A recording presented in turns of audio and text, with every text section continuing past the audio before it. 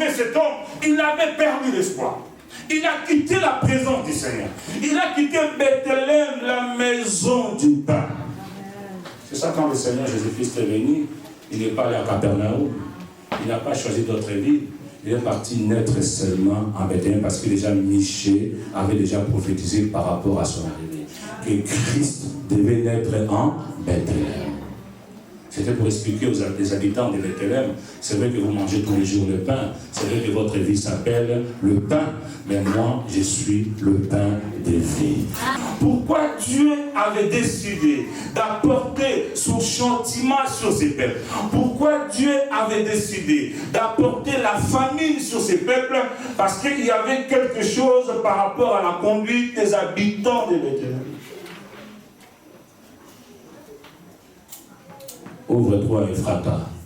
Fais-toi un nom dans Bethléem.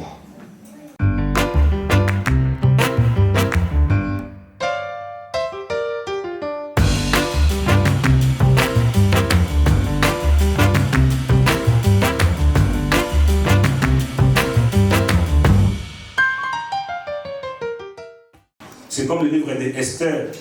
On a eu du mal à l'associer par rapport aux 66 livres, tout simplement parce que le nom Esther, ce n'est pas un nom de Dieu, par exemple. Parce que Esther signifie quoi? Qui connaît la signification d'Esther? Étoile. Mais si le livre d'Esther a été accepté, parce qu'en fait, dans le livre d'Esther, on voit la manifestation des œuvres de Dieu à travers les hommes. C'est ça que le livre d'Esther a été accepté. Et quand nous regardons dans le livre de Ruth, Ruth n'a pas d'origine, elle ne sort pas d'Israël. Ruth, elle était moabite. Regardez ce qui se passe. La Bible dit, dans les temps des juges, il y a eu de la famine.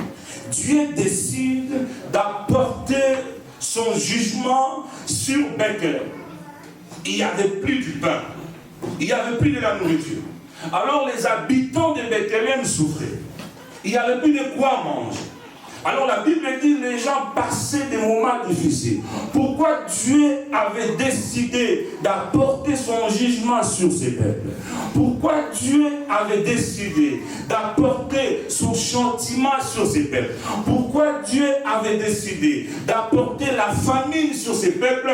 Parce qu'il y avait quelque chose par rapport à la conduite des habitants de Bethléem. Ouvre-toi, Ephrata. Fais-toi un nom dans Bethléem. Ça. Ah, Seigneur, merveilleux. Regardez ce qui se passe. Regardez ce qui se passe. La Bible dit, là où se trouvait cet homme, regardez, la Bible dit qu'il y avait un homme, il s'appelait Elimelech. Elimelech, il a pris sa femme Naomi et ses deux garçons. Comme il n'y avait plus de la nourriture à Bethléem, comme il n'y avait plus à manger à Bethléem, ils ont décidé de quitter Bethléem pour aller vivre ailleurs. Ils ont décidé de quitter Bethléem pour aller chercher la vie ailleurs. Ils ont décidé de quitter Bethléem parce que Bethléem, quand nous regardons dans le langage spirituel, Bethléem représentait la présence de Dieu. Bethléem s'appelait la maison du pain. Mais ce jour-là, il n'y avait pas de pain. Ce jour-là, Dieu a décidé d'apporter la famine dans cette ville. Dieu a décidé d'apporter la famine en Bethléem. Et la Bible dit que les gens souffraient. Alors cet homme, au lieu de rester, quelqu'un m'a posé la question, il m'a dit, mais quand je vois Romains chapitre 8, le verset 18, par rapport au thème de l'année, je ne vois pas les rapports. Je dis, oui, tu ne peux pas comprendre les rapports parce qu'il faut seulement aller vers la source, là où Dieu a parlé. C'est là où Dieu a parlé et la personne là, il est capable d'expliquer les liens entre Romains 8, 18 par rapport à la stabilité. Quelqu'un peut nous lire? Romains 8, verset 18. Quelqu'un peut lire pour nous? Il y a une courageuse ou bien un courageux dans la salle. J'ai choisi quelqu'un de ce côté. Romains chapitre 8. Romains chapitre 8, verset 2. Il n'y a pas de courageux là-bas? Oui, merci beaucoup, Moubarak. Romains chapitre 8, verset 18. J'estime que les souffrances du temps présent ne sauraient être comparées à la gloire à venir qui sera révélée pour nous. Je vais lire la Regardez bien. Pendant l'année 2020, chaque fois que tu seras attaqué par une souffrance, chaque fois que tu seras attaqué par un problème, chaque fois que tu seras attaqué par quelque chose de négatif, n'oublie pas que la gloire que Dieu va manifester dans ta vie, durant l'année 2020, on ne peut pas les comparer par rapport aux souffrances que tu as connues dans toutes les années passées.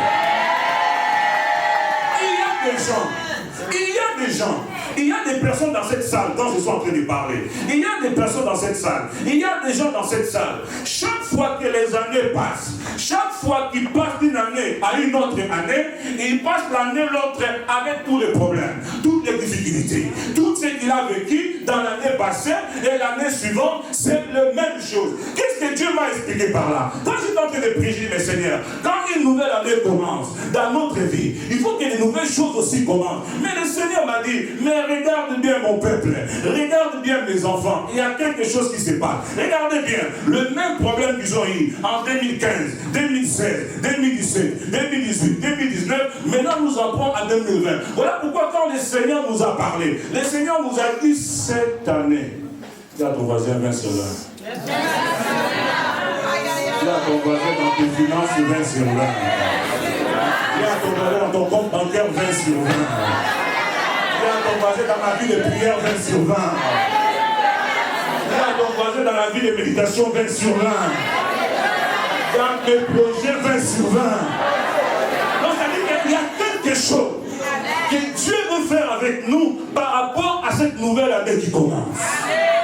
Regardez cet homme, au lieu de rester en Bethléem, à cause de la souffrance, il a accepté de quitter Bethléem pour aller vivre au milieu des Moabites. Or, les Moabites, c'était une nation païenne. Ils ne connaissaient pas les dieux d'Israël. Ils ne connaissaient pas les dieux véritables. C'était une nation qui adorait le soleil. Ils adoraient la lune. Ils adoraient les divinités. Ils n'avaient rien à voir avec les créateurs du ciel et de la terre. Mais cet homme, à cause de la souffrance, il va quitter la présence du Seigneur pour aller vivre au milieu des païens. Pourquoi? Parce qu'il s'est dit, ça fait 20 ans que je suis dans la vie chrétienne. Ça fait 30 ans que je suis le Seigneur. Ça fait 6 ans que j'ai pris. Ça fait 9 ans que je suis dans le Seigneur. Mais quand je regarde ma vie, il n'y a rien de nouveau. Dis à ton voisin 20 sur 20. Nous sommes en 2020, 20 sur 20. Même si en 2019, il y a eu des choses qui t'ont éloigné de Dieu. Même s'il y a eu des choses qui t'ont permis aujourd'hui de devenir ce que tu es. Mais ce soir, j'aimerais te dire, Dieu est capable de faire encore. Amen. Dieu est capable de réaliser encore quelque chose. Amen. Là où se trouvait cet homme, il avait perdu l'espoir. Il a quitté la présence du Seigneur. Il a quitté Bethléem, la maison du pain. C'est ça, quand le Seigneur Jésus-Christ est venu, il n'est pas allé à Capernaum. Il n'a pas choisi d'autres villes. Il est parti naître seulement en Bethléem parce que déjà Michée avait déjà prophétisé par rapport à son arrivée. Que Christ devait naître en Bethléem. C'était pour expliquer aux habitants de Bethléem, c'est vrai que vous mangez tous les jours le pain, c'est vrai que votre vie s'appelle le pain, mais moi, je suis le pain de vie. Vous avez mangé le pain, mais vous n'êtes pas rassasié. Mais moi, je voudrais vous dire, je suis le pain de vie. Celui qui mange de ce pain, il ne mourra pas. Il aura la vie éternelle.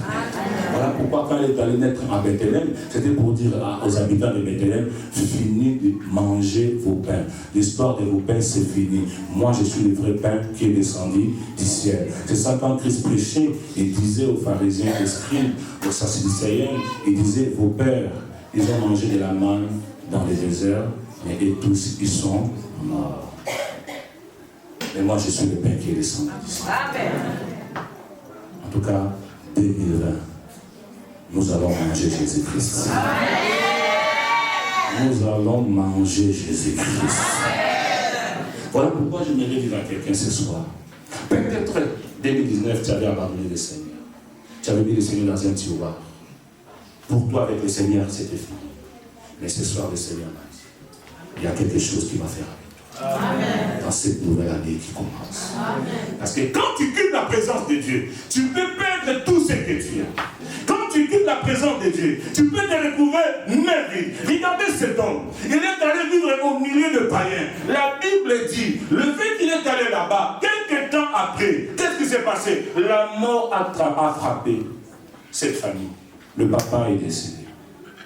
Dont le nom d'Elimelech signifie Dieu est roi. Malgré que Dieu était roi dans sa vie, mais le fait qu'il avait abandonné la présence du Seigneur pour aller vivre, ce n'était pas une bonne décision. Voilà pourquoi, bien aimé, l'année 2020, si tu veux vivre la stabilité dans ta vie, regarde bien les décisions que tu dois prendre. Tu sais, je regardais une femme. La femme là n'est pas chrétienne. Je ne sais pas qui lui avait donné mon numéro. Cette femme elle n'est pas chrétienne. Elle est musulmane. Elle m'a appelé. Il dit, pasteur, on m'a donné ton numéro. Je vais te demander conseil. Il dit, c'est quoi les conseils? Il dit, j'ai un homme dans ma vie. J'ai dit, oui, qu'est-ce qu'il a fait? Il dit, ça fait 17 ans. On est ensemble avec cet homme. Chaque fois que je lui parle de mariage, il ne veut pas. Je ne comprends pas pourquoi. Pourquoi? Il dit, maintenant, qu'est-ce que toi tu as décidé? Il dit, mon cœur est déjà attaché à lui. Je ne peux pas. Et il passe tout le temps à prendre d'autres femmes. Dans les 17 ans qu'on a fait, il a fait des enfants partout. Et je suis en train de souffrir. Là, quand je n'étais pas, il m'a laissé. Bon, comme il n'y avait pas le Seigneur dans sa vie, je lui ai dit, maman, moi j'ai un conseil à te donner. Tu dois prendre une décision. Il dit, c'est comme l'amour. Il me dit, ça fait 4 ans, il est parti. Mais quand il décide de revenir, quand il revient, pouf, je tombe encore dans ses bras.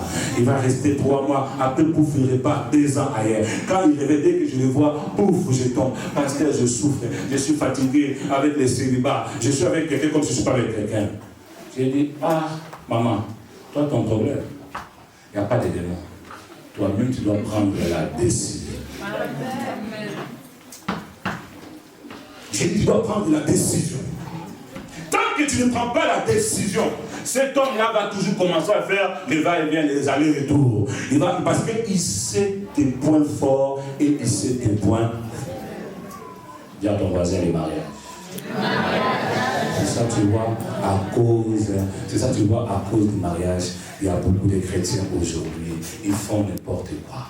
À cause du mariage. Dieu m'a parlé. Dieu m'a dit, écoute-moi, Timothée, si mon peuple veut vivre la stabilité dans tous les domaines dans leur vie, dans les domaines sentimentaux, émotionnels, spirituels, matériels, financiers, le Seigneur m'a parlé, première lettre de la stabilité, c'est la lettre S.